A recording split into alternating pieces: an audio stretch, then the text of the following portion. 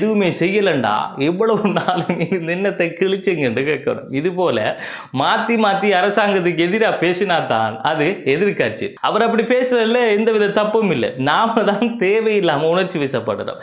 இதையெல்லாம் பார்த்துட்டு பேசாம சும்மா சிரிச்சு போட்டு கடந்து வைத்திரணும். அடுத்ததா டொனால்ட் ட்ரம்புக்கு ஒரு தம்பி இருக்காரு. இவர் தான் ஸ்ரீலங்காவோட அடுத்த ஜனாதிபதி. இவர் அண்ணனை போல தான் மாத்தி மாத்தி பேசுவாரு. இப்ப கிட்டத்தில் ஈரான் கப்பல் வந்து சர்வதேச கடற்பரப்புகளை நின்றுகிட்டு ஸ்ரீலங்கா துறைமுகத்துக்குள்ள வாரத்துக்கு அனுமதி கேட்டுக்கு நின்றுருக்காங்க. அவ்வளவு பேரும் உயிரை கையில பிடிச்சுக்கிட்டு உள்ள வாரத்துக்கு அனுமதி கேட்டுக்கு நிற்கிறாங்க. அரசாங்கம் என்னன்னா மனித நேயமே இல்லாம பேச்சுவார்த்தை நடத்திக்கிட்டு இருக்குன்னு விமர்சனம் செஞ்சாரு. அரசாங்கம் பேச்சுவார்த்தையெல்லாம் முடிச்சுட்டு ஈரான் நாட்டு மக்களை உள்ளுக்கு எடுத்துட்டாங்க.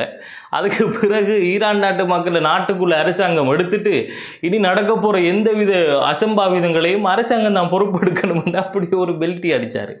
இவரையும் நாங்கள் பிள்ளையாக சொல்ல முடியாது. ஏனென்றால் இவர் இருப்பதும் எதிர்கட்சியில தான். ஆனா எனக்கு ஒரு டவுட், அது என்னன்னா இலங்கையில எந்த ஒரு பிரச்சனை நடந்தாலும் ஜனாதிபதி கிட்ட போய் கேட்கறத விட அதிகமா 4-5 மீடியா மைக்க தூக்கிக்கிட்டு இவர்கிட்ட தான் போயிடுவாங்க. என்னையா நீங்க இப்படி மாத்தி மாத்தி பேசுறீங்கன்னு கூட யாருமே எதிர்த்து கேள்வி கேட்க மாட்டாங்க. சரி, இதுல இருந்து நாம படிக்கிற படிப்புன்னு என்னவென்றா, அரசாங்கத்தை குறை கூறுவதன் மூலமாக மக்களை அரசாங்கத்துக்கு எதிராக ட்ரிகர் பண்ணுகின்ற நடவடிக்கைகள் அதிகமாக நடந்து கொண்டிருக்கின்றது. அதில் நாம் அவதானமாக இருந்து சிந்தித்து செயல்பட வேண்டும். தேவையில்லாத பிரிவினைவாதங்கள் விதைக்கப்படுகின்ற சந்தர்ப்பங்களில் விழிப்புணர்வுகளோடு இருக்க வேண்டும்.